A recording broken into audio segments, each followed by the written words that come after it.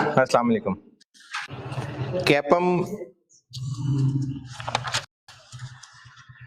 कैपम से required return निकलता है, उससे डिसीजन मेकिंग में भी हेल्प मिलती है और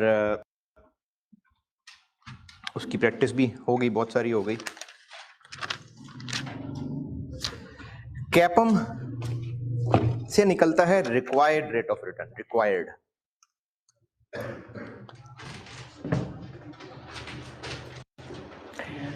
जब मैंने कॉस्ट ऑफ कैपिटल चैप्टर पढ़ाया था ना, तो मैंने बात कुछ ऐसे शुरू की थी कि बिजनेस के पास जो पैसा अवेलेबल है वो पैसा करेगा इन्वेस्ट, और ये पैसा इन्वेस्ट करेगा प्रोजेक्ट में और बदले में इसको चाहिए रिटर्न। तो अगर एनपीवी मेथड इस्तेमाल हो, कैसे प्रोजेक्ट की डिस्काउंटिंग करते हैं, किस रेट पे? Required rate of return. Required, क्योंकि इस टॉपिक में ये इन्वेस्टर था और वो इन्वेस्टर जिस जगह पैसे लगा रहा था तो वो ये देखना चाहता था कि मुझे यहां से कितना रिटर्न मिलना चाहिए, उस पर डिस्काउंट करता था। और अगर एनपीवी पॉजिटिव आ रही है, अच्छा, अब अगर आप रिलेट करें ना, तो पॉजिटिव एनपीवी का मतलब है कि उस प्रोजेक्ट की अल्फा वैल्यू है, क्योंकि अल्फा वैल्यू है कि एक्सपेक्टेड रिटर्न रिक्वायर्ड रिटर्न से ज्यादा है।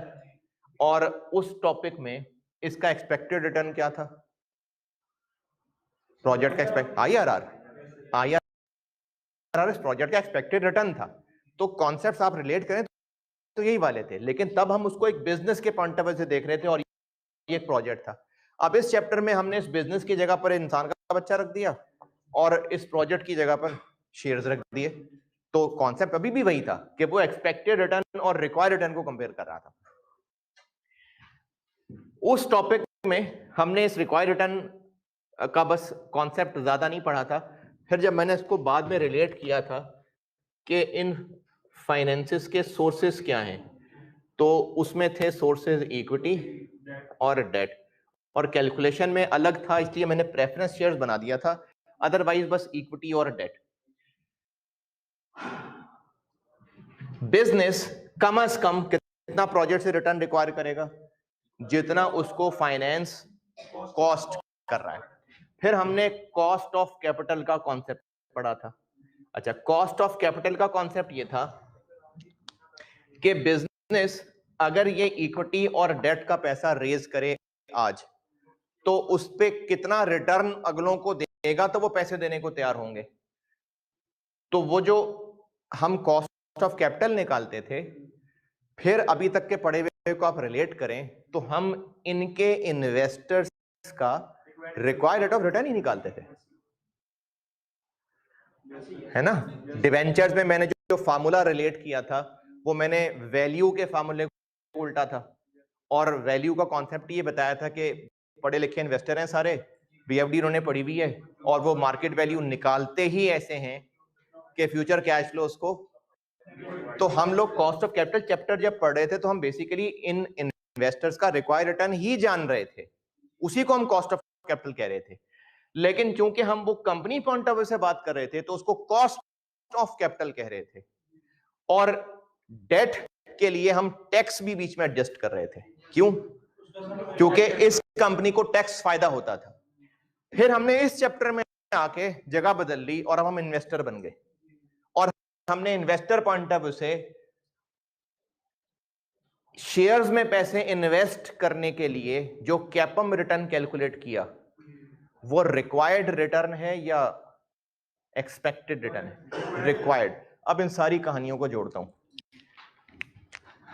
हमें प्रोजेक्ट इन्वेस्टमेंट डिसीजन करने के लिए डिस्काउंट रेट एनपीवी टेक्निक में चाहिए होता है रिक्वायर्ड रेट ऑफ रिटर्न, जो कि हम कॉस्ट ऑफ कैपिटल को यूज किया करते हैं।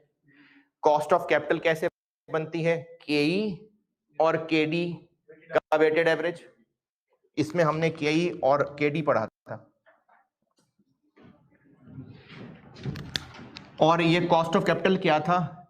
इनके इन्वेस्टर्स का रिक्वायर्ड रेट ऑफ रिटर्न। तो अभी रिसेंटली हमने जो कैपम पढ़ा है वो किन के लिए है? जो इंडिविजुअल्स शेयर्स में इन्वेस्ट करना चाहते हैं उनका ये रिक्वायर्ड रेट ऑफ रिटर्न है कि एक्सपेक्टेड रेट ऑफ रिटर्न है? रिक्वायर्ड। तो जब हम इस चैप्टर को इस पॉइंट ऑफ व्यू से पढ़ रहे थे तो इक्विटी इन्वेस्टर्स के रिक्वायर्ड रेट ऑफ रिटर्न को ही तो हम के ही कहते थे। अब इस सारी कहानी का एंड रिलेशन ये है कि कैपम से निकला हुआ रेट के ही होता है। अगर उसको कंपनी के पॉइंट ऑफ व्यू से देखेंगे तो वो के ही है। जब इन्वेस्टर की ऐनक लगा के देख रहे हैं इस चैप्टर को तो उसको हम रिक्वायर्ड रिटर्न कह रहे हैं, कैपम रिटर्न कह रहे हैं, लेकिन उसी को जब कंपनी पॉइंट ऑफ व्यू से देख रहे हैं तो वो क्या ही है। तो ये कैपम वाला फार्मूला इन्वेस्टमेंट डिसीजन के सवालों के अंदर या कॉस्ट ऑफ कैपिटल के सवालों के अंदर केई निकालने का भी एक तरीका हो सकता है। तो अब केई निकालने के हमने आज तक 3 तरीके पढ़ लिए।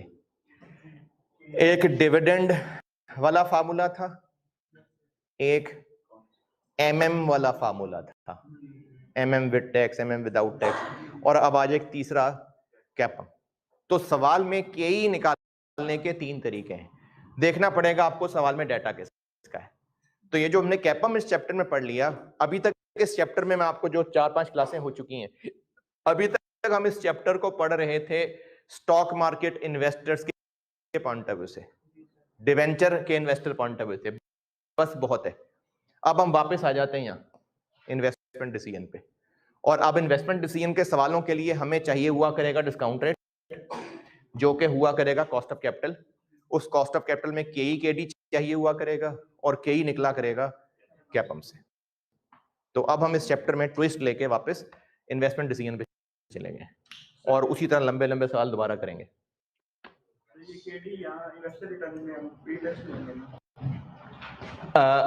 जब इन्वेस्टर के पॉइंट ऑफ व्यू से बात कर रहे होंगे तो उसका डेट इन्वेस्टमेंट का required rate of return YTM है। हाँ, लेकिन जब कंपनी पॉइंट ऑफ व्यू से केडी निकाल रहे होंगे तो वो आफ्टर टैक्स होगा। अभी तक इस चैप्टर को मैं यहां खड़े होके हम पढ़ रहे थे, हम इन्वेस्टर थे। अब इन्हीं कॉन्सेप्ट्स को हमने वहां पे इन्वेस्टमेंट डिसीजन के सवाल में पढ़ना है, जिसमें हम लोगों को कॉस्ट ऑफ कैपिटल चाहिए होगा। हो सकता है सवाल ही सिर्फ कॉस्ट ऑफ कैपिटल निकालने का हो सकता है इन्वेस्टमेंट डिसीजन का सवाल हो, और इन्वेस्टमेंट डिसीजन के सवालों के लिए आपको रिक्वायर्ड रेट ऑफ रिटर्न देने की बजाय आपको साथ खुद निकालना पड़े। खुद निकालने के लिए केडी निकालने का डाटा हो, केई निकालने का डाटा डिविडेंड मॉडल एमएम वाला ना हो, कैपम का डाटा होगा। तो इस सवाल के अंदर फिर होगा इन्वेस्टमेंट डिसीजन का सवाल, लेकिन हम लोग केई निकालेंगे उस कैपम से, फिर उस केई को हम यहां यूज करेंगे, वो इस इन्वेस्टमेंट डिसीजन का डिस्काउंट रेट होगा। ये कहानियां सारी कैपम की इन्वेस्टमेंट डिसीजन के सवाल के साथ।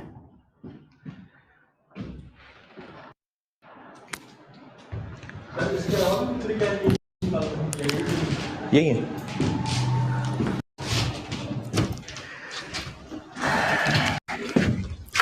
अच्छा जी, अब आप एक ऐसा करिए कि ये ना मैं सिर्फ ज़बानी दिखा रहा हूं आपको,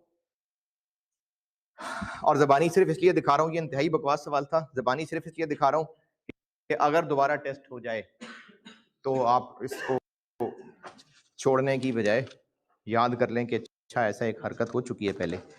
ये सिर्फ ज़बानी दिखा रहा हूं, इस पर टाइम नहीं लगा रहे हम। क्वेश्चन 10, क्वेश्चन 10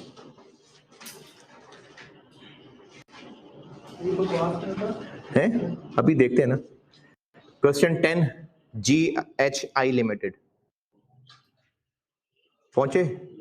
चलें जरा इसको अच्छी तरह पढ़ें, पढ़ना है पूरा आपने, फिर ही पता चलेगा कि बकवास सवाल क्यों है। 15 नंबर का सवाल, लेकिन ये है पुराना वाकया। अब BFD का पेपर का लेवल चेंज हो गया हुआ है, यानी अब इस तरह के सवाल नहीं होते हैं, लेकिन चूंकि रीसेंट अटेम्प्ट्स में भी पुराने कॉपी होते रहे हैं, तो इस वजह से, सिर्फ इस वजह से सवाल की शक्ल दिखा रहा हूं, वरना तो इसको कूड़े में फेंक देते। इस सवाल को पढ़ लें एक बार ताकि आपको पता चले कि क्यों बकवास सवाल है।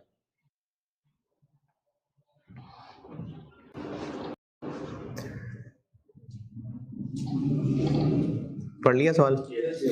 अच्छा, सवाल के डेटा को जो ऊपर अंग्रेजी में कहानियां लिखी हैं पहले पैराग्राफ में, और ये जो पॉइंट 1 से लेके 4 तक लिखे हैं, इनको फिलहाल इग्नोर करके सिर्फ रिक्वायरमेंट को समझते हैं पहले। वो कह रहा है जी कि ऑप्टिमल कैपिटल स्ट्रक्चर बताएं। कैपिटल स्ट्रक्चर, इक्विटी डेट की रेशो, उस चैप्टर में थेरीज पढ़ी थी। एक ट्रेडिशनल थेरी थी, उसमें क्या था कि जैसे जैसे गियरिंग बढ़ाएंगे वैक नीचे जाएगा, लेकिन वो फिर दोबारा उठ जाएगा। तो उस थ्योरी के मुताबिक बेस्ट कैपिटल स्ट्रक्चर था जहाँ वैक लोएस्ट हो। फिर एक एमएम था विद टैक्स, वो कहता था जो मर्जी करो कोई फर्क ही नहीं पड़ता, विदाउट टैक्स। और एक विद टैक्स था, वो कहता था कि लोन लिए जाओ। अच्छा जी, अब वो कह रहा है कि ऑप्टिमम कैपिटल स्ट्रक्चर बताएं। एमएम के मुताबिक अगर विदाउट टैक्स हो तो फिर तो जो मर्जी हो, विद टैक्स हो तो मैक्सिमम डेट। तो इनमें तो कोई साइंस नहीं है जिसको टेस्ट किया जाए 15 नंबर का, तो फिर ये कैसे बताना होगा? पहले अंग्रेजी का पैराग्राफ छोड़ दें और अदर इंफॉर्मेशन सारी छोड़ दें, सिर्फ ये टेबल पे गौर करें। सिर्फ दरमियान में जो टेबल है ये क्या है? Debt slash assets 0%, 10%, debt to assets ratio, ये क्या इंटरप्रिटेशन होगी इसकी? 0%, 10%, 40%, 50%। यानी एक कॉलम है 0 डेट, एक कॉलम है 10 डेट यानी 90 इक्विटी, एक है 40 डेट मतलब 60 इक्विटी, 50 डेट मतलब 50 इक्विटी। अब ये 4 पॉसिबिलिटीज हैं, तो फिर इन्हीं में से ही पूछ रहा होगा, तो कौन सी बेहतर होनी चाहिए? जिसमें कॉस्ट ऑफ कैपिटल सबसे कम हो। अच्छा, कॉस्ट ऑफ कैपिटल के निकालने के लिए क्या क्या चाहिए? केई और केडी चाहिए, जो कि गियरिंग तो उसने बता दी। मैंने आपको ट्रेडिशनल थ्योरी वगैरह जब पढ़ाई थी तो इसी तरह से ये गियरिंग लेवल ही चेंज किए थे। तो आपको चाहिए केई और केडी। केई निकालने के लिए आपको इस सवाल में कौन सा डाटा इस्तेमाल होता लग रहा है? बीटा दिया हुआ है, आरएफआरएम है, तो कैपम हो गया। केडी दिया हुआ उसने, बस टैक्स रेट दिया है तो शायद उसने इसको आफ्टर टैक्स करवाना होगा। बस पहला पैराग्राफ भी बेकार है। उसके बाद ये जो उसने कहा 200 मिलियन का रेवेन्यू आएगा, 40 मिलियन की फिक्स कॉस्ट होंगी, उसमें इतने वेरिएबल होगा, शेयर इतने का है, 70% प्रॉफिट बांट देते हैं, सारी कहानी है, कोई काम नहीं है इनका। इन कहानियों का कोई काम नहीं है। सिर्फ 4 कॉलम है, इन चारों कॉलम्स का बीटा दिया हुआ है, आरएम आरएफ है सवाल के अंदर सबसे आखिर में। चारों के कई निकल आएंगे, चारों के इंटरेस्ट रेट दिए में, आखिरी पॉइंट में टैक्स रेट दिया हुआ, केडी निकल आएगा, चारों का वैग निकल आएगा। वो यही कि ये हम कैलकुलेशन कर रहे होंगे ना, हाँ, वो नेट ऑफ टैक्स करना होगा, बीटा दिया हुआ है, कैप निकालना होगा, गियरिंग दी हुई है, वैग निकालना होगा। हाँ, ये था, यही सोल्यूशन था इसका। तो ये सारी जो रेवेन्यू और ये ग्रोथ और ये सब बेकार चीजें हैं। इसको पढ़ के ना आप जब पूरा बीएफडी पढ़ चुके होंगे, इससे थोड़ी सी आपको वैल्यूएशन वाली फीलिंग आएगी, क्योंकि वैल्यूएशन में हम इस तरह से किया करेंगे। फोरकास्टिंग चीजें हैं थोड़ी बहुत, ये जब जैसी स्टूडेंट दूसरी लाइन पढ़ेगा कि 70% प्रॉफिट बांट देते हैं, तो उसको लगेगा शायद ये डिविडेंड पॉलिसी वाला सवाल है, तो डिविडेंड वैल्यूएशन इसकी इस पे इंप्रेशन आता है सवाल में, जबकि ऐसा कुछ भी नहीं है सवाल के अंदर। सिर्फ 4 कॉलम है और उन चारों कॉलम में बीटे दिए में, कैपम निकालना है, केडी दिए में, और गियरिंग से वैग निकालना है, और जहां पर वैग लोएस्ट होगा वो बेस्ट होगा। बस ये सवाल है। तो ये सवाल आपको सिर्फ इसलिए दिखाया कि आइंदा ऐसा सवाल रिपीट हो तो। अब मेरे पास इसका कोई जवाब नहीं है कि पेपर में बैठ के आप ऐसा कैसे सोचते, क्योंकि आप इसको 15 नंबर देखते हैं। और लेकिन तसल्ली वाली बात यह है कि अब बेहतर हो गया है बीएफडी, सवाल अच्छे केयरफुली बनते हैं, तो अब इस तरह की हरकत की उम्मीद नहीं है। लेकिन चूंकि पुराने पेपर्स बाज़ औक़ात कॉपी होके रिपीट होते रहे हैं, बस इस एहतियात से मैंने आपको ये सवाल दिखाया। बस हो गया ये सवाल। और बस अब इस पे आता हूँ, ये जो मैंने बात शुरू की है।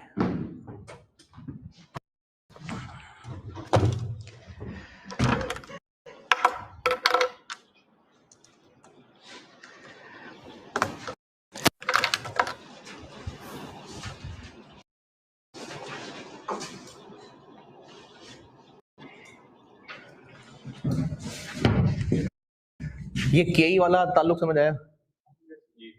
तो अब हम लोग ये करने लगे कि वापस हम इन्वेस्टमेंट डिसीजन पे आने लगे। उसके लिए आपको सवालों के अंदर डिस्काउंट रेट निकालना पड़ा करेगा, जो कि कॉस्ट ऑफ कैपिटल हुआ करेगा। उसके लिए केई कैपम से निकला करेगा। बस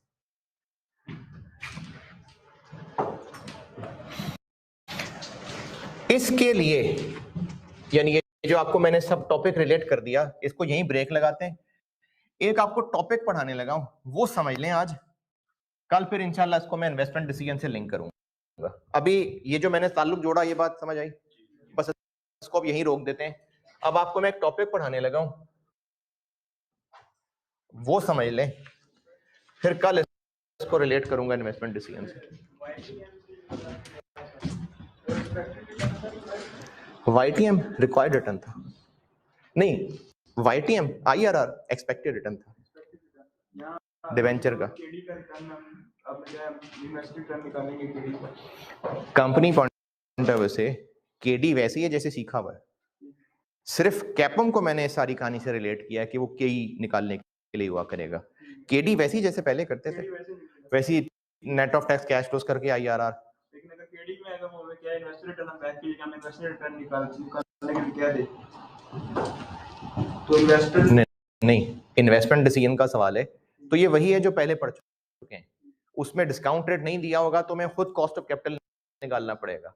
कॉस्ट ऑफ कैपिटल निकालने के लिए केडी निकालना पड़ेगा। केडी वैसे ही निकालेंगे जैसे कॉस्ट ऑफ कैपिटल में सीख के आए हैं। केडी वैसे ही निकलेगा। मैंने सिर्फ इस चैप्टर में इसको केई से लिंक किया आगे। इन्वेस्टमेंट डिसीजन को फिलहाल मैंने ब्रेक लगा दी। अब एक टॉपिक पढ़ा रहा हूं, बस अभी फिलहाल उस टॉपिक को समझें। बीटा यानी सिस्टमैटिक रिस्क। इस सिस्टमैटिक रिस्क का कॉन्सेप्ट बताया था आपको। फिर बता रहा हूं, अभी इन्वेस्टमेंट डिसीजन की जो सारी कहानी जोड़ी थी ना, फिलहाल उसको फिर साइड पे कर दें। फिर से हम लोग एक शेयर होल्डर इन्वेस्टर बन के सोचते हैं। सिस्टमैटिक रिस्क की कहानी ये बताई थी कि जब इन्वेस्टर किसी शेयर में पैसा लगाएगा तो उसको टेंशन होगी कि जो मैंने सोचा है रिटर्न शायद वैसा ना हो सके। यानी जिस कंपनी में पैसा लगाना चाह रहा हूं, हाँ जी, शेयर होल्डर का इन्वेस्टर है और उसको रिस्क ये है कि जो उसने पैसा लगा के उम्मीद लगाई है शायद वैसा परफॉर्म कंपनी ना कर सके। क्यों ना कर सके? उस कंपनी को रोकेंगे उस कंपनी के इंटरनल फैक्टर्स भी और एक्सटर्नल फैक्टर्स भी। तो कंपनी के इंटरनल फैक्टर्स की वजह से जो रिस्क है वो अनसिस्टमैटिक रिस्क है और इन्वेस्टर अपनी अकलमंदी से वो अवॉइड कर सकता है। और एक्सटर्नल फैक्टर्स की वजह से जो रिस्क है वो सिस्टमैटिक रिस्क है। इसकी मिसाल मैंने उस वक्त भी वो गीली सड़क से दी थी। अच्छा, अब एक सड़क है जो बराबर गीली है, तो उस गीली सड़क की वजह से गाड़ी, बाइक, साइकिल स्लिप होना सिस्टमैटिक रिस्क है कि अनसिस्टमैटिक रिस्क है? मैं दोबारा बोल रहा हूं, ड्राइवर की खराबी नहीं कह रहा, गाड़ी के टायर भी खराब नहीं है। सड़क गीली होने की वजह से स्लिप हो सकती है सवारी। सिस्टमैटिक रिस्क है, अनसिस्टमैटिक रिस्क? सिस्टमैटिक रिस्क है। बाइक के स्लिप होने, गाड़ी के स्लिप होने, साइकिल के स्लिप होने सेम रिस्क है। सड़क तो बराबर गीली है, ड्राइवर भी इन सब के परफेक्ट है। उनके स्ट्रक्चर की वजह से रिस्क फर्क है, स्ट्रक्चर की वजह से। गाड़ी का स्ट्रक्चर, बाइक का स्ट्रक्चर फर्क है। इस स्ट्रक्चर डिफरेंट होने की वजह से रिस्क कम ज्यादा है।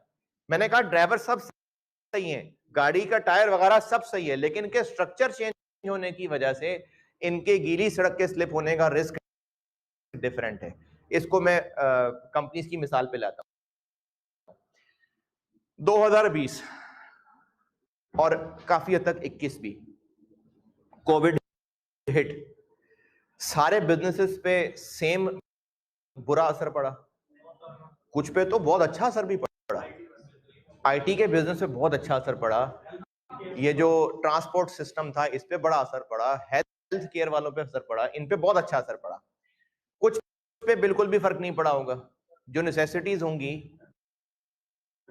उन पे कोई खास फर्क नहीं पड़ा होगा, जो लग्जरीज होंगी उन पे ज्यादा फर्क पड़ा होगा, फारिग भी होंगे। कई रेस्टोरेंट्स कुछ साल पहले ये सोचा करते थे लाहौर के अंदर कोई बिजनेस खोलना है तो रेस्टोरेंट खोल लें, और उसमें रेस्टोरेंट्स ही सारे बंद हो गए।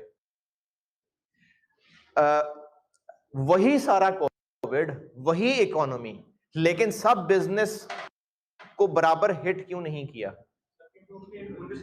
क्योंकि उन बिजनेस का नेचर फर्क था। यानी अगर एक्सटर्नल फैक्टर्स किसी बिजनेस को अफेक्ट करेंगे, ये रिस्क है, सिस्टमैटिक रिस्क, तो वो जितनी जो बिजनेस की नेचर डिफरेंट होगी उस पर रिस्क भी डिफरेंट होगा। यानी डिफरेंट नेचर के बिजनेसेस के सिस्टमैटिक रिस्क डिफरेंट होते होंगे। तो सिस्टमैटिक रिस्क होता होगा due to nature of business, बल्कि इसको ड्यू टू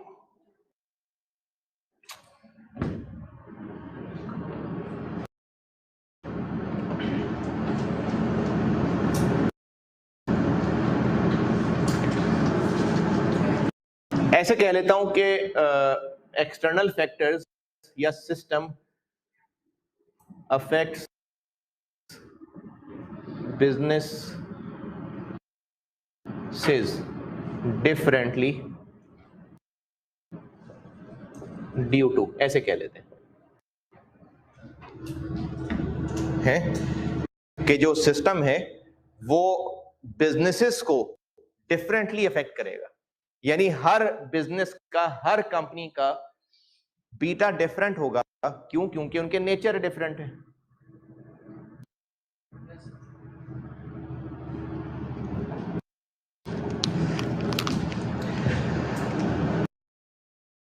अच्छा, अगर एक ही मार्केट में दो बिजनेसेस थे,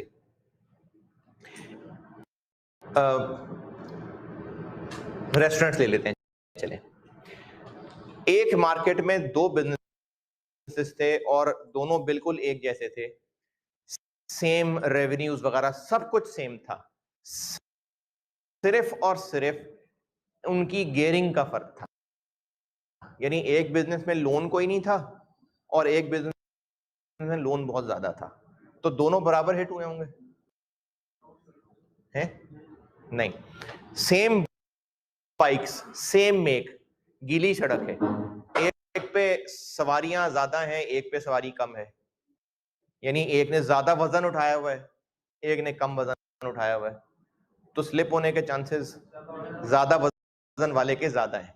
तो इस वजन को जब मैं कंपनी से रिलेट करूंगा तो उस वजन को कहते हैं डेट इक्विटी गियरिंग या फाइनेंशियल उसका स्ट्रक्चर, कैपिटल स्ट्रक्चर कह लें।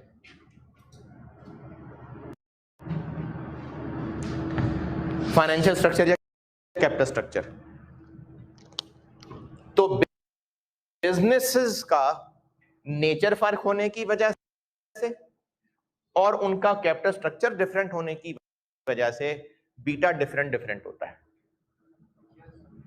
जब कोई एक इक्विटी इन्वेस्टर किसी कंपनी के शेयर्स में इन्वेस्ट करेगा, जब कोई इन्वेस्टर किसी कंपनी के शेयर्स में इन्वेस्ट करेगा, यानी उसका वो ओनर बनेगा, तो उसको इन दोनों चीजों से खतरा है या इनमें से किसी एक से? दोनों से ही है। यानी एक कंपनी है, कंपनी ए, उसका एक खास नेचर ऑफ बिजनेस है और उसकी एक खास गेयरिंग है। तो जब उस कंपनी ए का कोई ओनर बनेगा तो उसको दोनों ही रिस्क फेस करने पड़ रहे होंगे। वो बीटा जो इन दोनों रिस्क को कवर किए हुए है, यानी वो बीटा जिसमें ये दोनों रिस्क्स रिफ्लेक्टेड हैं, उस बीटा को कहते हैं इक्विटी बीटा।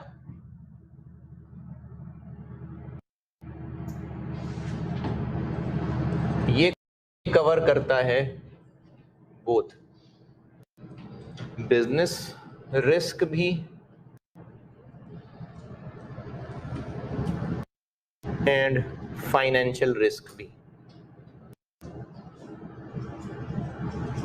बिजनेस रिस्क मतलब जो नेचर ऑफ बिजनेस की वजह से है, और फाइनेंशियल रिस्क मतलब जो फाइनेंशियल स्ट्रक्चर की वजह से।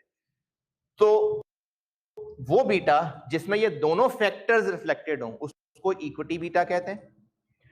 और अगर किसी वजह से, वो वजह कल बताऊंगा, किसी वजह से हम फिलहाल सिर्फ वो बीटा देखना चाहें जिसमें सिर्फ ये रिफ्लेक्टेड हो, फिलहाल किसी वजह से इसको हम इग्नोर करना चाह रहे हैं, उसको कहते हैं एसेट बीटा।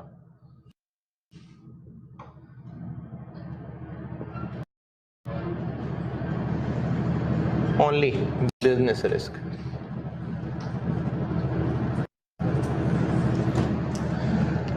बीटा यानी सिस्टमैटिक रिस्क, ये दोनों वजहों से डिफरेंट होता है बिजनेसेस का, उनके नेचर ऑफ बिजनेस की वजह से भी और उनके कैपिटल स्ट्रक्चर की वजह से भी। और उस बीटा को इक्विटी बीटा बोलते हैं। लेकिन अगर फिलहाल हम ऐसा बीटा देखना चाहें कि अगर इस बिजनेस में ये ना होता तो बीटा क्या होता, हाँ चलें ये जुमला अच्छा है, हाँ ये ठीक है। अगर किसी बिजनेस में हम ये जानना चाहें कि उस बिजनेस में अगर गियरिंग ना होती तो उसका बीटा कितना होता, उसको एसेट बीटा बोलते हैं। किसी कंपनी में गियरिंग भी है और उस बिजनेस का बाहर अपना नेचर तो है, तो उस बिजनेस का बीटा इक्विटी बीटा है। और उसका एसेट बीटा क्या है कि अगर इस बिजनेस में ये गियरिंग ना होती, यानी डेट ना होता, तो उसका बीटा क्या होता, उसको एसेट बीटा बोलते हैं। यानी ऐसा बीटा जिसमें फिलहाल ये इग्नोर्ड है। ठीक है, अब ये हम क्यों करना चाह रहे हैं, इस क्यों का जवाब आएगा कल। अभी सिर्फ इतना ही आज सिखाने लगा हूं कि अगर हम लोग किसी कंपनी का इक्विटी बीटा से एसेट बीटा जानना चाहें या एसेट बीटा से इक्विटी बीटा जानना चाहें तो वो कैसे, कैलकुलेशंस पे कर रहा हूं मैं बात आज। तो इक्विटी बीटा वो है जिसमें ये दोनों रिस्क कवर्ड हैं, और एसेट बीटा वो है जिसमें सिर्फ बिजनेस रिस्क कवर्ड है, यानी फाइनेंशियल रिस्क इग्नोर्ड है।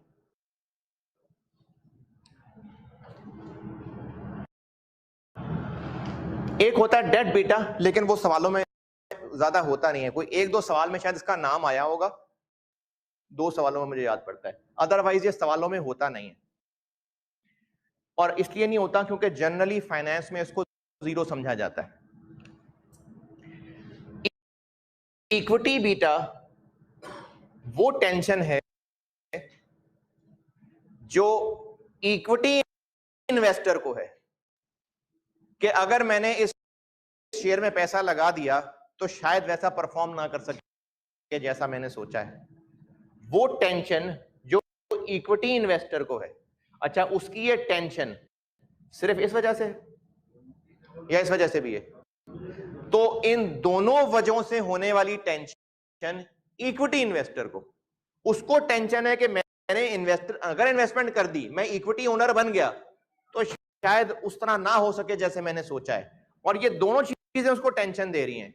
ये इक्विटी बीटा है। और उसी कंपनी के डिवेंचर में जो इन्वेस्ट करना चाह रहा है उसको भी ये दोनों टेंशन है कि नहीं है।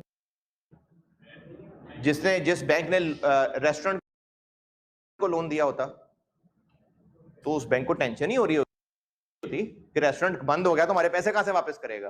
तो डेट के इन्वेस्टर को भी टेंशन है, और इन दोनों वजहों से, तो वो जो डेट इन्वेस्टर को टेंशन है इन दोनों वजहों से, उसको डेट बीटा बोलते हैं। ये बातें मैंने अंग्रेजी में एक एक दो दो लाइनों में समेटने की कोशिश की है, और ये मैंने लिखा हुआ है पेज 151 पे, हेडिंग 4.2.1। ये हेडिंग मैंने दी हुई है प्रोजेक्ट स्पेसिफिक डिस्काउंट रेट, उसके अंदर मैंने ये बातें की हुई हैं। पुरानी बुक में शायद होगा ये पेज 186 पे, प्रोजेक्ट स्पेसिफिक डिस्काउंट रेट मैंने इस चैप्टर में हेडिंग दी हुई है, उसके अंदर मैंने इस चीजों को डिस्कस किया है, इक्विटी बीटा, डेट बीटा और एसेट बीटा। अभी नई बुक के अंदर पेज 151 है।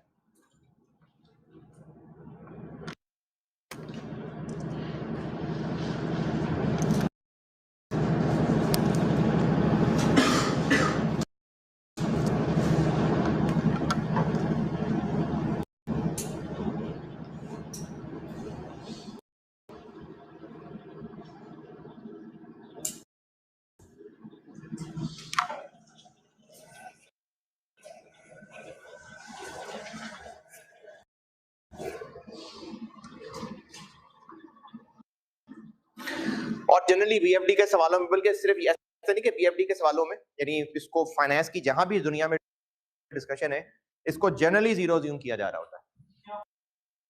उसकी वजह यह है कि जिसने लोन दिया होगा वो निकलवा लेगा पैसे, वो पैसे निकलवा लेगा, तो उसको टेंशन नहीं है, क्योंकि उसने काफी हद तक सिक्योर किया होता है लोन को।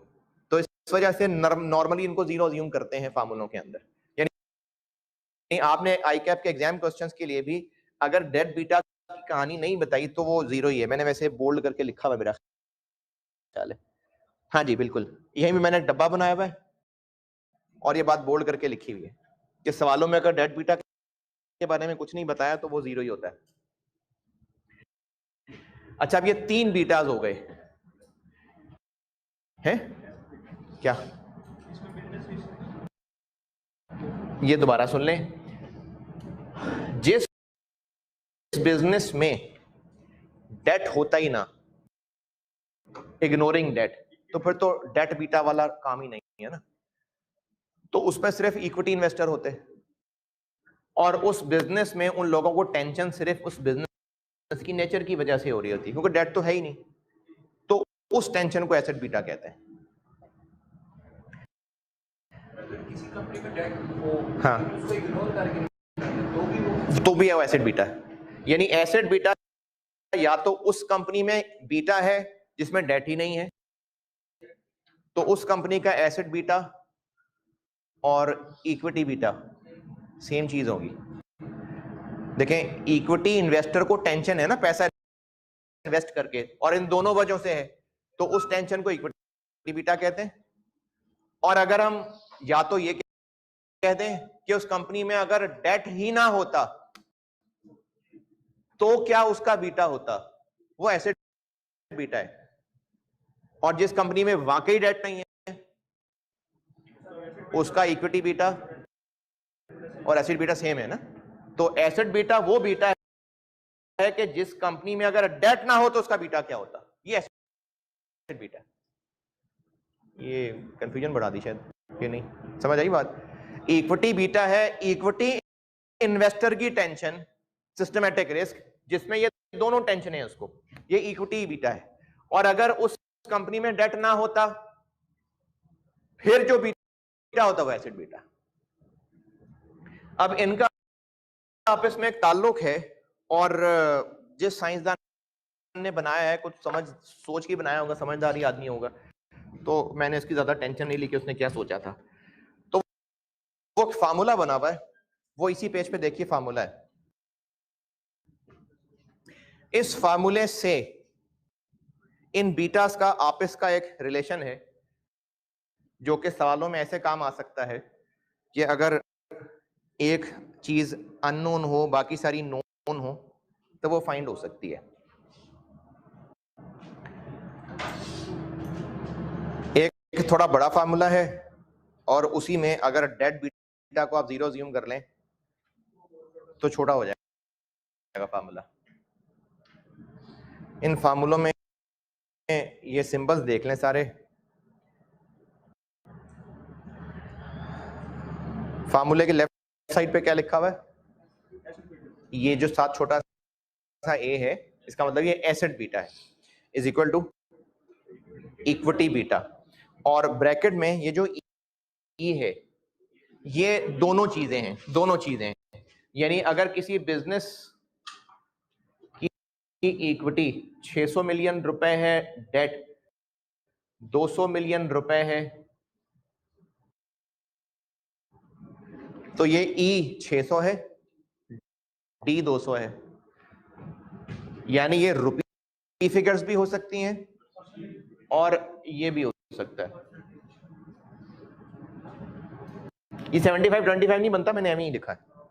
यानी अगर डेट इक्विटी 25-75 है तो ई 75 हो गया, डी 25 हो गया। तो ये जो ई और डी है फार्मूले में, ये रुपीस भी हो सकते हैं और ये गियरिंग रेशियो की परसेंटेजेस भी हो सकती हैं। जो सवाल में डाटा अवेलेबल है वो पुट कर दें, आंसर सेम ही आएगा। और टी क्या है? T tax rate, T tax rate है। और वन और माइनस और ब्रैकेट ये तो पहचानते ही होंगे आप।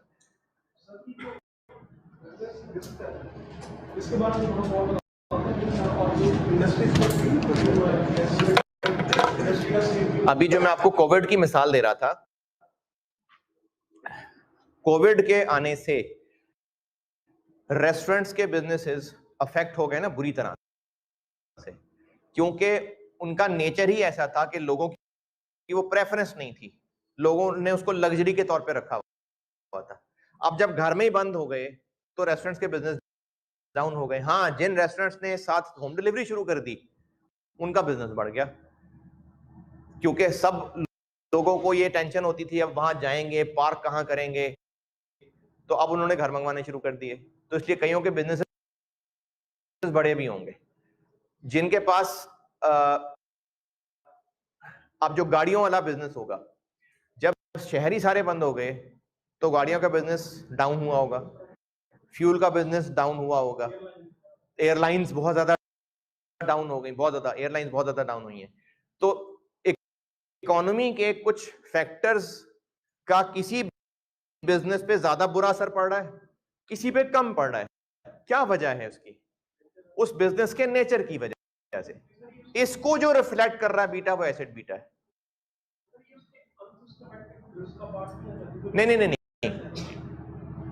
देखें, बाइक का स्ट्रक्चर और गाड़ी का स्ट्रक्चर, उस स्ट्रक्चर की वजह से गीली सड़क दोनों को अलग अलग अफेक्ट करेगी। ये सिस्टमैटिक रिस्क है। अनसिस्टमैटिक रिस्क है कि बाइक के टायर में हवा कम है, गाड़ी का ड्राइवर ठीक नहीं है। अनसिस्टमैटिक का मतलब है कि जो उसके स्ट्रक्चर के अंदर हम कुछ अपनी गलती की वजह से कमी कोताही कर रहे हैं, ये अनसिस्टमैटिक है। वो गाड़ी जिसके टायर बड़े हैं, 2000 सीसी की गाड़ी है, वो गाड़ी जिसके टायर छोटे हैं, 600 सीसी की गाड़ी है, इनका ये फर्क सिस्टमैटिक और अनसिस्टमैटिक है।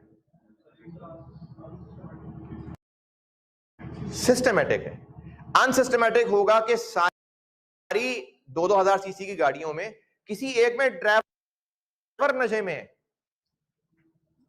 उसको ड्राइविंग नहीं आती है, उसके टायर में हवा कम है गाड़ी के, ये अनसिस्टमैटिक है। यानी जिस चीज का जो स्ट्रक्चर है ना, उस स्ट्रक्चर में हमारी तरफ से कोई खामी ना की है, जो उसका बिल्ट इन स्ट्रक्चर है, बस ये बिजनेस नेचर है, और इसकी वजह से जो रिस्क है वो सिस्टमैटिक रिस्क है। लेकिन हम उसके स्ट्रक्चर को और खराब कर दें अपनी नाअहली की वजह से, ये हम अनसिस्टमैटिक कर देंगे उसको।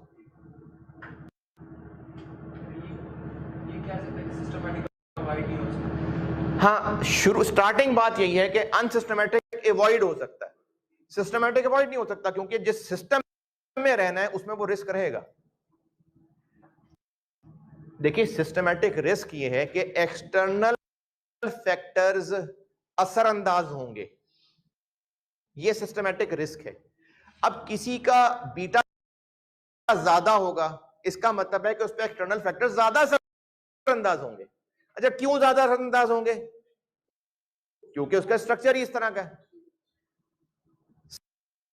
सड़क गीली होना एक्सटर्नल फैक्टर्स हैं, बाइक पे वो असरअंदाज होंगे डिफरेंट, गाड़ी पे असरअंदाज होंगे डिफरेंट। क्यों डिफरेंट? क्योंकि उनका स्ट्रक्चर डिफरेंट है, नेचर डिफरेंट है। सवारियां कम ज्यादा है, ये फाइनेंशियल स्ट्रक्चर है। जी, नेचर ऑफ बिजनेस की वजह से, लेकिन ये उसका फार्मूला है, उसके अंदर तो इक्विटी बीटा भी शामिल है और डेट बीटा भी शामिल है, तो वो तो फाइनेंशियल। अच्छा, इसका मैंने ना अपनी अंडरस्टैंडिंग के लिए एक मतलब निचोड़ा हुआ है, वही बता देता हूं। इक्विटी बीटा इक्विटी इन्वेस्टर्स की नजर से, डेट बीटा डेट इन्वेस्टर्स की नजर से। इक्विटी इन्वेस्टर की नजर से जो बीटा है वो इक्विटी बीटा है। अच्छा, उसकी नजर से उसको दोनों रिस्क नजर आ रहे हैं। इक्विटी इन्वेस्टर को दोनों टेंशनें नजर आ रही हैं, ये भी। डेट इन्वेस्टर को भी यही दोनों टेंशनें नजर आ रही हैं, लेकिन दोनों को टेंशनें डिफरेंट नजर आ रही हैं क्योंकि दोनों की पोजीशन डिफरेंट है। एक इक्विटी इन्वेस्टर है, एक डेट इन्वेस्टर है, दोनों की पोजीशंस फर्क हैं। एक सिक्योर्ड है, एक अनसिक्योर्ड है। आपने एक सड़क से गुजरना है और वो सड़क टूटी हुई है, आप पैदल हैं और एक जो है वो बख्तरबंद गाड़ियों में है, तो दोनों की टेंशनों में फर्क है ना। या आप मोटरसाइकिल पे हैं और वो बख्तरबंद गाड़ी में, दोनों की टेंशनों में फर्क है ना, दोनों की पोजीशन का फर्क है। एक मालिक है, एक मुलाजिम है, दोनों की टेंशनों का फर्क है ना। एक बिजनेस में मुलाजिम की मैक्सिमम टेंशन क्या है? सैलरी नहीं मिलेगी। मालिक की टेंशन क्या है? जिंदगी भर की कमाई खत्म हो जाएगी। तो टेंशनों में फर्क है ना। डेट इन्वेस्टर की टेंशन क्या है? बस पैसा डूब जाएगा।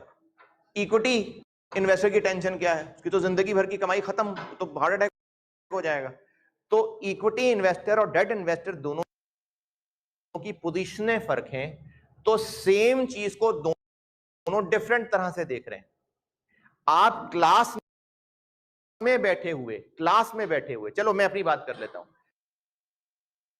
मैं इस सवाल को देखूंगा और सवाल मुश्किल है, मेरी टेंशन डिफरेंट है, और एक पेपर में बैठा हुआ स्टूडेंट वो उसको देख रहा है, उसकी टेंशन डिफरेंट है, हालांकि सवाल वही है।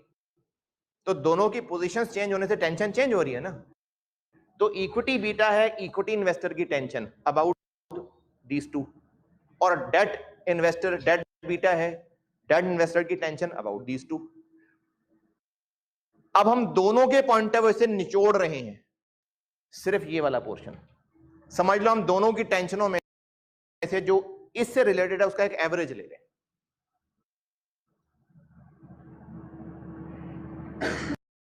इक्विटी बीटा वाले, चले पहले दूसरे फार्मूले को देखें। दूसरे फार्मूले में हम इक्विटी बीटा में से डेट इक्विटी वाली फिगर निचोड़ लें तो पीछे सिर्फ बिजनेस रिस्क रह जाएगा।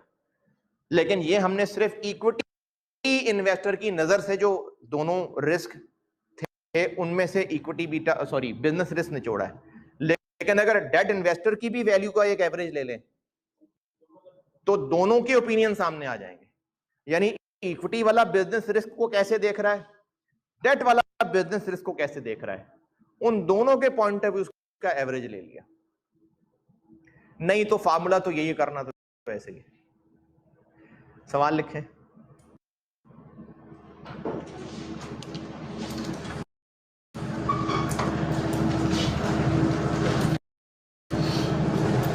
इक्विटी बीटा 1.75 है,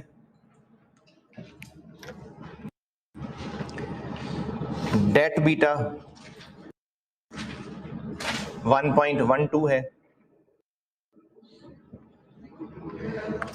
मैं तो भूल गया अब क्या के 1.75 इक्विटी बीटा है, 1.75 और डेट बीटा है 1.12।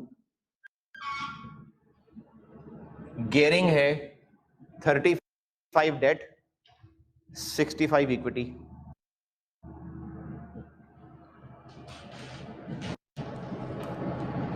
टैक्स रेट 25% है। एसेट बीटा बताएं। Tax rate 25%। एसेट बीटा बताइए।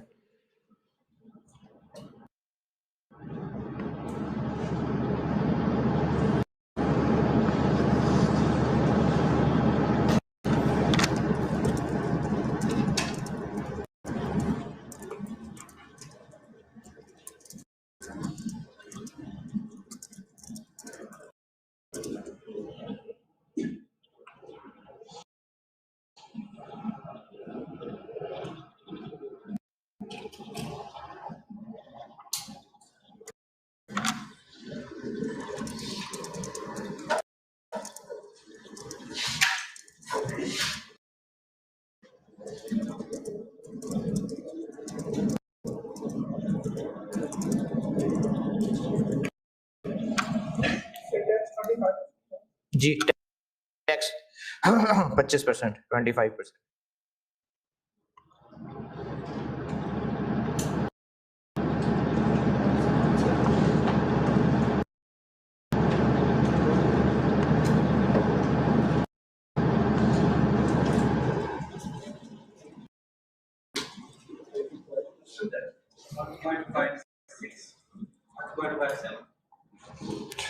चलें देखते हैं।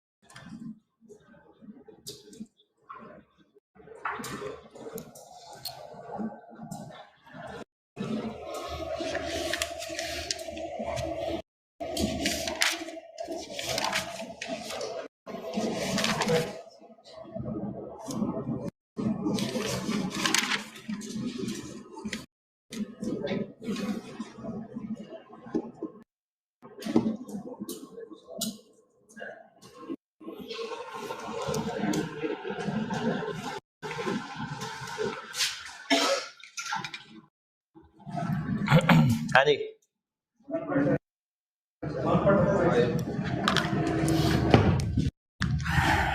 Asset beta is equal to equity beta into equity over equity plus debt net of tax plus debt beta into debt net of tax equity plus debt net of tax. अब ये equity और date अगर rupees values दी होती तो वो लिख लेते, percentage दी है तो वो लिख लिया, तो इसका आंसर गया 1.57। चलें एक और कर दें। एसेट बीटा 1.34 है,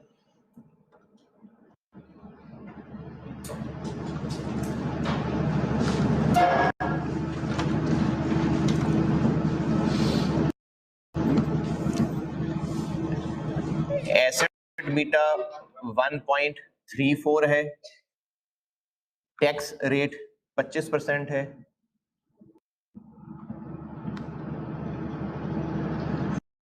इक्विटी 360 मिलियन है, 360 मिलियन रुपए। ये 360 मिलियन रुपए क्या होगा शेयर कैपिटल की फेस वैल्यू, बैलेंस शीट में आने वाली equity, market value of equity. Finance में हर जगह पर जहां भी इक्विटी डेट की वैल्यूज हैं वो मार्केट वैल्यूज। सिर्फ एक जगह जहां पर हम बैंक लोन के लिए गेयरिंग निकाला करेंगे ना वहां बुक वैल्यू होगी, अदरवाइज हर जगह जहां वैल्यू है इक्विटी डेट की रेशियोज निकालने के लिए वो मार्केट वैल्यू है। ये बात मैंने कॉस्ट ऑफ कैपिटल में शायद लिखी हुई है कहीं बोल्ड करके। क्या बोला है मैंने? Asset beta 1.34, tax rate 25%, equity 360 million रुपए और डेट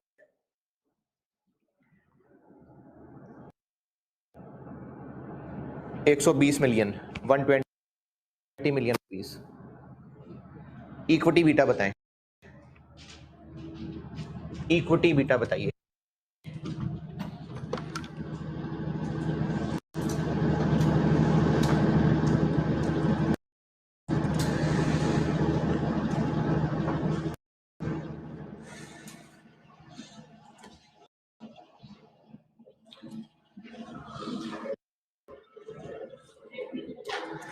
डेट बीटा कुछ नहीं कहा तो 0 है।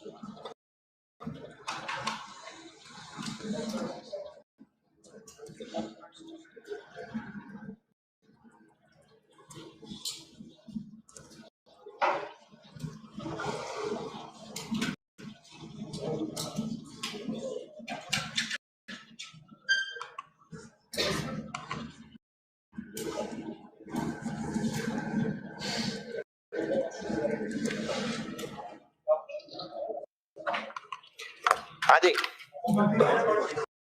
1 पॉइंट, चल इतने सारे कह रहे हैं सही कह रहे होंगे।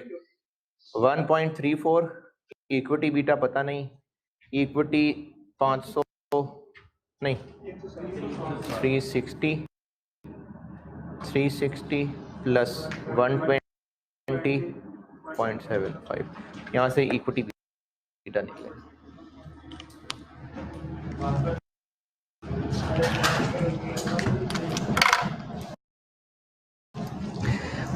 एक छोटा सा सवाल मैंने बनाया हुआ है प्रैक्टिस के लिए, अगर आप होमवर्क कर देंगे तो कर दें, नहीं कर देंगे तो भी कर दें।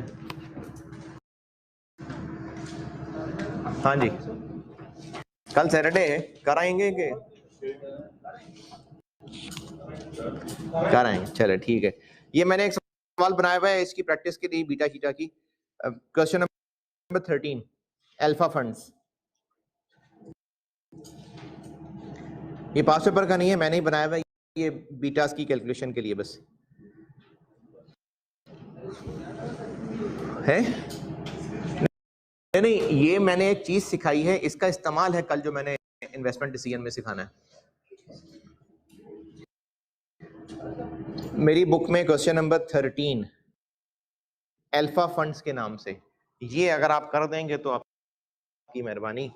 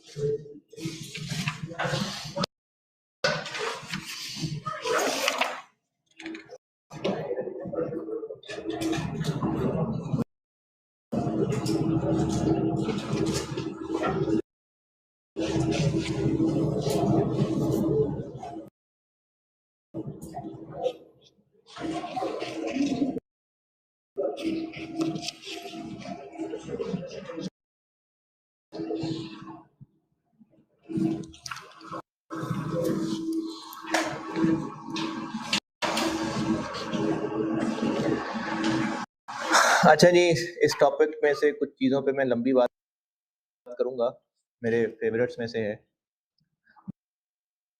बल्कि याद आया, मुझे लगता है मैंने बीएफडी में बात नहीं की थी। ये जो भी मैं क्लास में बात करता हूँ और एक हदीस सुनाता हूँ, फिर उसके अलावा उसको अपने से रिलेटेड मिसालों से समझाने की कोशिश करता हूँ।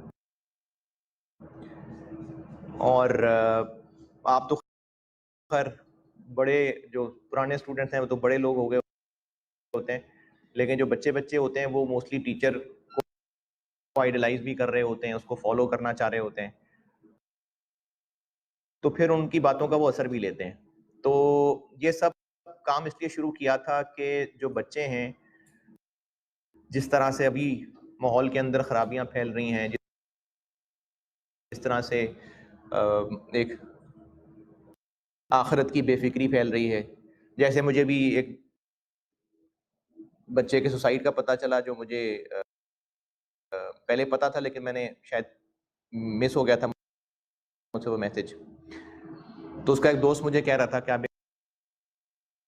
एक बयान रखें इस पे, सुसाइड पे और डिप्रेशन पे। और तो इस नियत से सारा काम शुरू किया था कि जो बच्चे हैं, आज के कई साल से जो इस वक्त हालात चल रहे हैं, जिस तरह से वो दीन से दूर हैं, और ना सिर्फ ये बच्चे, बड़े भी, हमारे वालिदैन भी जिस तरह से दीन से दूर हैं, जिस तरह से अल्लाह का तारुफ ही नहीं है, जिस तरह से हमेशा से अल्लाह फ्री लाइफ गुजारने की कोशिश करते आए हैं, और जहां पर कहीं मौत की बात हो तो हाय हाय, नहीं ऐसी बात नहीं करनी, नहीं नहीं कैसी बातें कर रहे हो, हालांकि अल्टीमेटली तो मरना है सबने। जहां कहीं आखिरत की बात आए उससे भागना। तो उससे कोशिश शुरू की थी कि स्टूडेंट्स का अल्लाह से ताल्लुक बन सके, मैं उसमें इस्तेमाल हो जाऊं। उसी सिलसिले में एक और काम ये शुरू किया था कि क्लासेस के बाद कैफ लेवल की किसी दिन में बयान रख लेता था। और मेरी इल्मी हैसियत तो बहुत कम है, लेकिन कोशिश करता था कि फिक्री बात लोगों तक पहुंचा सकूं। मैं ये नहीं कोई फिक्री बात करने की बजाय कोई फिक्री बात मैं लोगों तक पहुंचा सकूं, जिसमें अंदर झंझोड़ सकूं और फिर उनमें एक तलब पैदा हो, फिर वो ढूंढें। तो उस सिलसिले में ना कुछ चीज़ों पे बयान कर लेता था, जिसमें खास तौर पे जो इस वक्त जवानों को मसले होते थे, यहाँ तक कि एक बयान मैंने लव मैरिज पे भी किया था, और सबसे ज़्यादा व्यूअर्स उसी के थे। और लड़का लड़की की दोस्ती पे किया था। फिर जो हमारा बिजनेस सारा रिलेटेड है उसमें हलाल हराम पे किया था, वालदैन पे किया था। तो फिर इसी तरह से कुछ बच्चों की फरमाइश पे मैंने ना वो सारे बयान, रिकॉर्डिंग्स थी, तो मैंने फिर यूट्यूब का चैनल बना के, जो कि मोनेटाइज नहीं हुआ हुआ, उस पर डाल दिए और उसको फिर स्टूडेंट्स को बताया, और फिर वो बच्चे देखते गए। यहाँ तक के जो उस पे जो मुझे बच्चों के फीडबैक मिले, कई बच्चों की जिंदगियां भी बदली, क्योंकि ये तभी होगा जब आप अंदर तलब रखते होंगे तो किसी की बात से भी क्लिक कर सकता है। और स्टूडेंट्स क्योंकि बहुत ज्यादा रोल मॉडल समझ रहे होते हैं, तो वो बात का असर ले रहे होते हैं। यानी कुछ बच्चों ने यहाँ तक कहा जिनकी जिंदगियां बदली। एक बच्चा तो यहाँ तक भी कह रहा था कि उसकी हालत, एक मेरा बयान बॉय स्पेसिफिक भी था और तन्हाई की बुराइयों पे था। तो उसके बाद उस बच्चे ने ये कहा था, जी मेरा तो ये हाल हो गया था कि मैं सुसाइड का सोच रहा था, लेकिन फिर आपकी बात सुन के मैं फिर से वापस आया। तो असरात अल्लाह ने डालने हैं, काम अल्लाह ने लेना है। तो बस आपसे अब इस सारी लंबी कहानी का शेयर ये कर रहा हूँ कि मैंने वो चैनल बना के अपना, और उस पर वो सारे अपने, मेरा ख्याल है कुछ 13-14 बयान है, वो मैंने उस पर रखे हुए हैं। तो अगर आप, क्योंकि अभी तो बात ज्यादा लंबी मैं कर ही नहीं पाता ना, अभी तो 5 मिनट की बात कर पाता हूं, तो जो चीजें मुझे एज अ ह्यूमन खुद भी हिट करती थी, जैसे मुझे उन बयान में से एक चीज बड़ी पसंद थी, अल्लाह की तौफीक से ही उस्तादों से सीख सीख के, तकदीर के ऊपर, वो भी मैंने एक बयान दिया था उसमें, वो भी एक बयान मैंने उसके ऊपर रखा हुआ है। तो अगर आपको टाइम मिले तो सुनिएगा, क्योंकि आप लोगों के लिए ही वो सब बातें की थी, फिक्री बात करने की कोशिश की थी, और अगर टाइम निकले तो सुनिएगा। और यूट्यूब पे आप सर्च करेंगे नासिर अब्बास FCA, या वैसे कोई, अगर आप में से ग्रुप में से किसी को पता हो तो बेशक उसका लिंक ग्रुप में शेयर कर दें। बहरहाल नासिर अब्बास FCA आप लिखेंगे, क्योंकि FCA लिखेंगे, वरना तो नासिर अब्बास बहुत सारे हिस्ट्री में गुजरे, तो नासिर अब्बास FCA लिखेंगे तो वो चैनल सामने आ जाएगा। तो टाइम मिले तो, अभी तो मैं चलो 5 मिनट में बात करने की कोशिश करता हूँ, लेकिन कुछ पे मैंने 1.5 घंटे भी बात की हुई है, कुछ पे पौना घंटा भी बात की हुई है। आल्दो के फास्ट दौर में मुश्किल है किसी के लिए 1.5 घंटा कुछ सुने, लेकिन फिर भी अगर टाइम मिले और आपके लिए ही बातें की हुई हैं तो टाइम निकाल के सुनिएगा, नासिर अब्बास FCA के नाम से। और अभी ये मेरा CFAP खत्म हो जाए, ये आप लोगों वाला,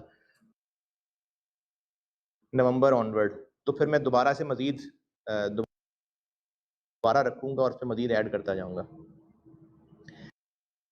अभी सिर्फ एक चीज, एक हदीस सुना देता हूं, और ये मेरे फेवरेट टॉपिक्स में से है,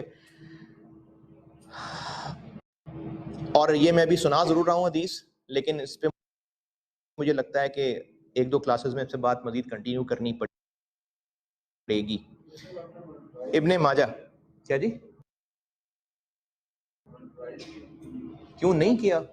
क्योंकि क्या करूं मैं इससे, नहीं मैं आपको इम्तिहान में क्यों डालूं? हाँ हाँ हाँ, तो इससे अगर पैसे मिलेंगे तो मैं अपने आप को इम्तिहान में नहीं डालना चाहता। अरे इम्तिहान में मतलब पैसे अपने पास लाके मैं क्यों, है? देखें, मैं जो अर्न करता हूं ना, वो मेरा दुनियावी स्किल है जिससे मैं अर्न करता हूं, और ये तो खैर बात लंबी चली जाएगी, लेकिन मेरे दिल के अंदर एक डर इस बात का है कि मैं दीन की चीज को यूज करके मेरी अर्निंग ना हो, तो अर्न तो होगा ना, है? स्टडी कीजिएगा ना, जो छोड़ रहे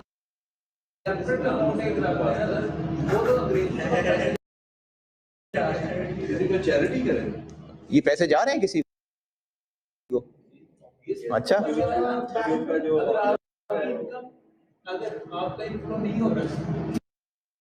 किसी और का हो रहा है, चले फिर इस पे करते हैं बात, फिर करते हैं, चले करते हैं बात करते हैं। इब्ने माजा 1847, सईदना इब्ने अब्बास रज़ियल्लाहु तआला अन्हु से रिवायत है कि रसूल सल्लल्लाहु अलैहि वसल्लम ने फरमाया, दो मोहब्बत करने वालों के लिए निकाह से बेहतर कोई चीज नहीं देखी गई। दो मोहब्बत करने वालों के लिए निकाह से बेहतर कोई चीज नहीं देखी गई। एक इसमें थोड़ी सी चीज एक्सप्लेन कर दूं कि हम लोग जिस कौम को आइडियलाइज कर रहे होते हैं ना, उन कौमों में देखें अल्लाह ताला ने फितरतन औरत मर्द के दरमियान में कशिश और मोहब्बत रखी है, ये अल्लाह ने फितरत का हिस्सा रखा है। तो वो लोग जिनको हम लोग टारगेट कर रहे होते हैं, उन्होंने औरत मर्द के दरमियान जो मोहब्बत, तलब, कशिश का जज्बा है, उसको एक अलग कर दिया, और शादी के रिश्ते को एक लीगल जिम्मेदारी अलग कर दिया। हमारा दीन इन दोनों को कंबाइन करता है, यानी हमारा दीन जो है वो शादी निकाह के रिश्ते से ही औरत मर्द के जो आपस के तलब सुकून है उसको जोड़ता है, जबकि जो दूसरा मुआशरा है उनको लगता है कि औरत मर्द की जो सेक्सुअल नीड्स हैं, जो भी हैं, वो एक अलग चीज है और शादी एक फॉर्मल रिलेशन एक अलग चीज है। चूंकि उनके नजदीक शादी एक फॉर्मल रिलेशन चीज ही अलग है, तो वो तो जैसे ही इंसान बालिग होगा, जैसी उसके अंदर नीड्स बनेंगी, वो तो उनको पूरी करने के लिए रिलेशंस ढूंढ ही लेते हैं। लेकिन हमारा दीन उन रिलेशंस को पूरा करने के लिए रास्ता देता ही सिर्फ निकाह का है। तो जब हम लोग फॉलो ही वेस्ट को करते हैं तो हमारे लिए शादियां मैटर ही नहीं करती। अब आप इस फील्ड के जो लोग हैं ना, मैं जज्बात में बोलता ही चला जाऊंगा, इस फील्ड के जो आप लोग हैं, ये जो मेरे सामने लोग बैठे हुए हैं, इनके घर वाले भी इनको यही सिखाए जा रहे हैं कि पहले कुछ कर लो जिंदगी में, पहले को गाड़ी को घर बन जाए। 30, 32, 35 साल आप लोगों की उम्रें हो चुकी होंगी, आपकी जवानी को 20 साल गुजर चुके होंगे, और जब आपके इमोशंस, और देखें मैं कोशिश तो यही करता हूं ढके छुपे अल्फाज में रहने की, हम जिस चीज को जवानी या मियां बीवी का रिलेशन समझते हैं ना, वो सिर्फ एक पहलू है, सिर्फ एक पहलू। उसके अलावा आप ने एक सहाबी को ये इनकरेज किया था कि तुम जवान औरत से शादी करते हो। उसने बेवा से शादी की थी बड़ी उम्र की, और आके अर्ज की कि मैंने शादी की है और वो मैंने बड़ी उम्र की औरत से शादी की है ताकि मेरे वो बहन भाइयों के साथ ख्याल रखे। तो आपने फरमाया तुम जवान लड़की से शादी करते ताकि तुम उससे खेलते, वो तुमसे खेलती। यानी हमारी जो मियां बीवी की लाइफ है, it's not about a particular action, ये जिंदगी के सारे फेजेस हैं।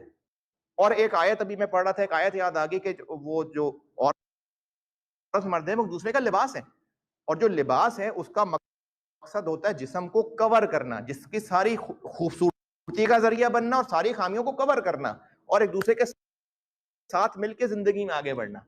तो औरत मर्द का जो मियां बीवी का रिश्ता है वो जिंदगी भर का साथ है, लेकिन हमने उसको असल में हमने जिस मीडिया से जो चीज देखी है ना, हमें लगता है शायद कि वो एक अलग ही एक्शन है।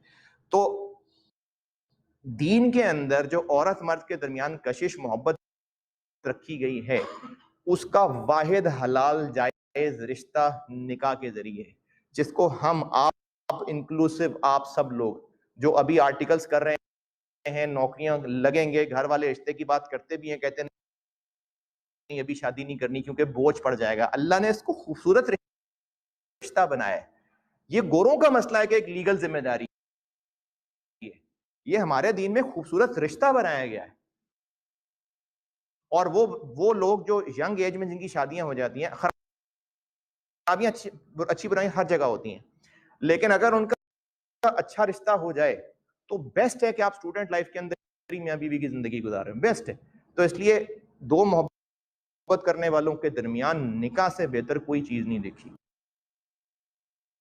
अल्लाह हाफिज़।